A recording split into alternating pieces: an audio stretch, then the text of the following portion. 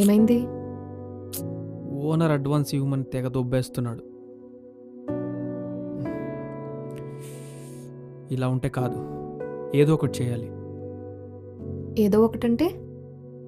మా ఫ్రెండ్ ఒకటి కాల్ చేశా, డీమార్ట్లో జాబ్ ఉందన్నాడు. నాకు ఓకే అయితే రేపే జాయిన్ అవ్వమన్నాడు.